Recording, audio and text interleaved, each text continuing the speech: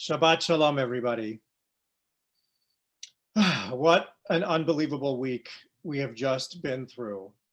I have no doubt that the images that we all saw this week are indelibly on our memories, as they are indelibly going to go down in the history books.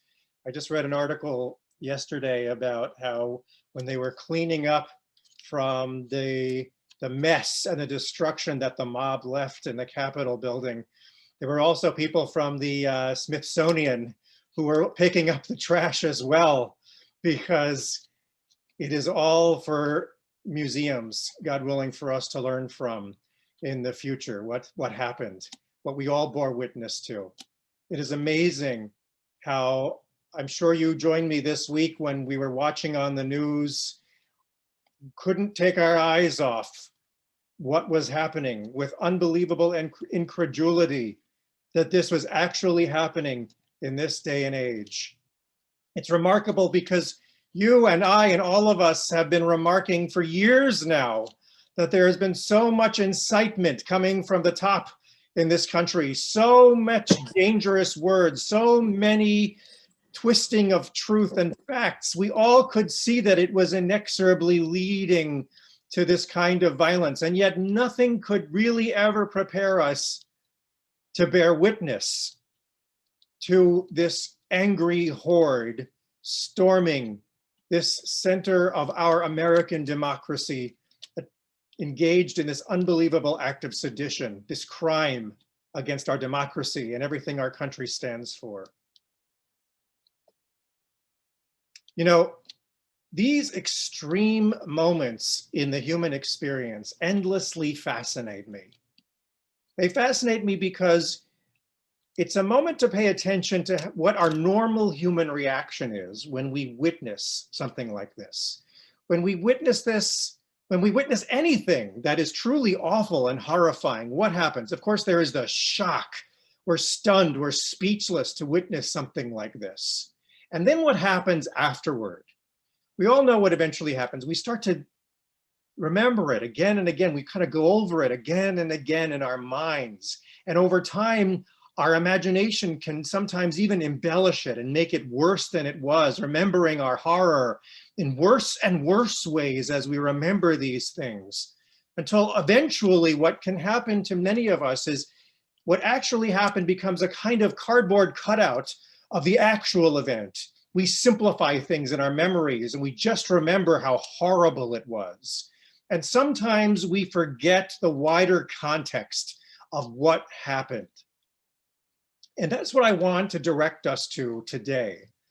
I don't want us to look back on what happened this week and just think about the angry hordes and the attack on our democracy and on this grand American experiment that has happened. I don't want us just to remember that. Yes, all of those things were attacked this week, and it is one of the lowest moments in our democracy. But at the same time, I hope that we will always remember equally what happened in Congress that very same day.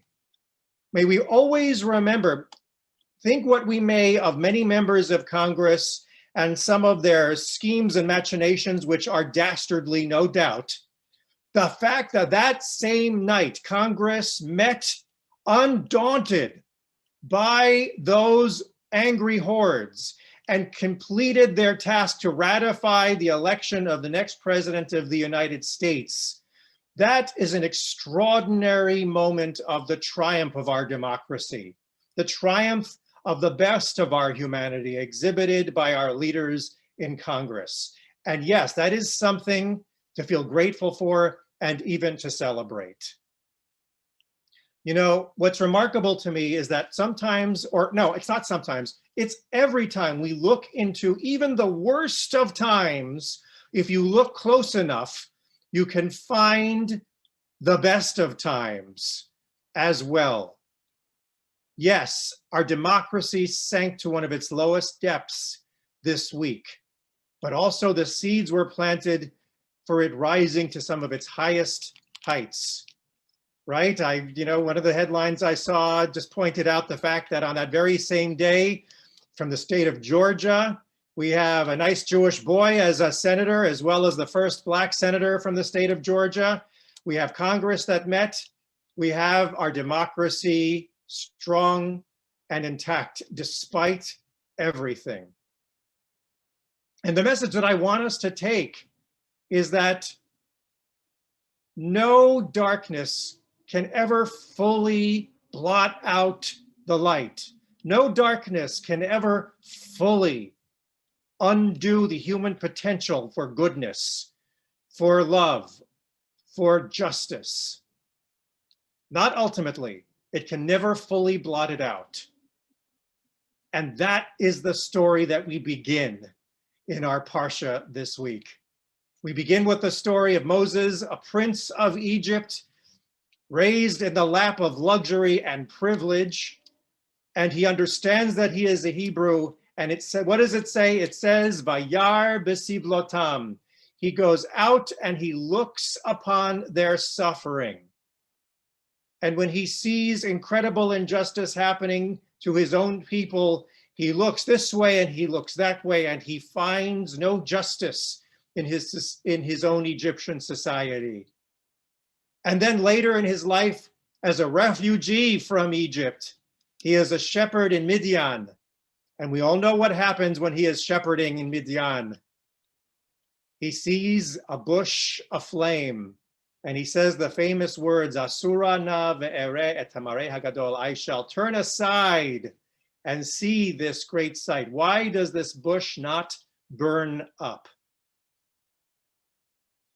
And the Midrash and many rabbinic commentators through many generations have pointed out, of course, that that lowly bush on fire represents the lowliness of the children of Israel in slavery, and it represents how God is with us no matter what.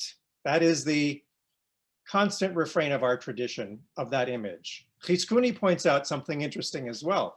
Chizkuni points out that the bush doesn't just represent the Israelites, it also represents the Egyptians. He says that the flames represent the oppression of Egypt that are attempting to snuff out Israel, but Israel is undiminished and not consumed. I can't help but compare the meaning of that interpretation to what we've seen this week in the headlines and in the news. In a sense, the flames of an angry mob, as terrifying as they were, could not drown out our democracy, no matter how much that democracy was under attack. And that is an incredibly hopeful image for us all to carry with us. Other rabbinic commentators interpret this image not just about referring to just Mitzrayim, but in fact to future generations as well, referring to the thousands of years, 2,000 years of exile that we went through. Still, we were undiminished. And in fact, playing out now in its global scale and its national scale here in our country. The Sfat Emet has a beautiful interpretation which takes it even deeper. He says that Moses' willingness to look and see the burning bush when others may have overlooked it, not only merited him the leadership of the children of Israel out of their bondage, but it also merited him the capability of seeing through what was going to happen. He said, all those who share in the pain of the community merit seeing that community's consolation. In other words, in Moses' willingness to look into that burning bush, he could see ultimately the truth that we would in fact be redeemed. And in this way, Moses at the burning bush becomes an incredible role model to all of us. Moses was not afraid to see. Even though he was a man with many, many fears and many, many insecurities, he did have the courage, maybe born of his own mental curiosity and his open-minded and open-heartedness, to look and not turn away. And that is the message for all of us in this world. When evil things happen around us in our world, we have to have the courage to look and keep looking. To look not just at the evil that arises, but to look deeper, to keep looking, because we're going to see something extraordinary if we are not afraid to turn away from evil events when they happen around us in our world. If we keep looking, we'll discover that evil itself can never overshadow the inherent human potential for goodness, for kindness, for overcoming our limitations. Rashi explains something about the nature of the flame in that burning bush. He says, in the Torah, it says, "Belabat esh," it was appeared in a flame of fire. The Hebrew root, Rashi points out, of the word labat is the letters lamed bet, which is lev. Lev means heart. So the angel spoke from the heart of the flame. And Rabbi Nachman of Bratslav took this idea and he reinterpreted the nature of the flame itself. Unlike Chizkuni, who thought the flame represented the evils of Egypt, he turned it around, Rabbi Nachman, and he said, you know what those flames represent? They represent the flames of our own passion for goodness. They represent, in a sense, our better angels that live in our heart of hearts. That those flames represent the part of us that can undo evil and bring us to our inherent goodness. And this is the message, and this is the outlook that Judaism brings to human beings, to our relationships, and to all societies and the world. Our Jewish outlook is that it is all too easy in life to fall into the pitfall of bitterness, of anger, of resentment, and letting that bitterness define our worldview. That's what happened to the angry mobs. They were manipulated. Their minds were poisoned into only seeing evil and destruction all around them. And that led them to incredible violence and destruction. And we're all capable of that. We can all be led into bitterness and only see the bush burning. We don't see the deeper truth because we don't stop to investigate. We don't stop to look deeper into the nature of the truth. We don't stop to see that the bush cannot be consumed, that the evil cannot win. We don't stop to look. And even worse, we don't look into our own heart of hearts, into the evil that we might believe in, and allow those flames of our better angels to purify our hearts so that we can believe in the good. That's what I believe was happening with Moses at the burning bush. It's very possible in his fleeing from Egypt, he had turned to bitterness, that he had given up on any hope for his people, that he really had just moved on. The Sfat Emet, though, points out something about the nature of the human heart. He says that in our heart of hearts, there is a place of freedom that nothing can ever touch.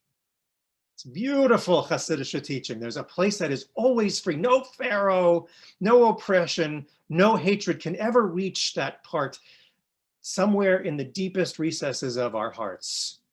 I think maybe on some level you can intuit this together with me and the Sfat Emet. There is a place in our deepest selves that knows that this life is good. If you don't believe me, try it out. Test it for yourself. There is a place that no evil can ever touch. That is our truest self. That is the part of ourselves that is most deeply connected to God. That is what Moses saw, symbolized by that burning bush. It was something within his own self that enabled him not only to find his own place that is always free, but to see that that lives in the heart of all of humanity.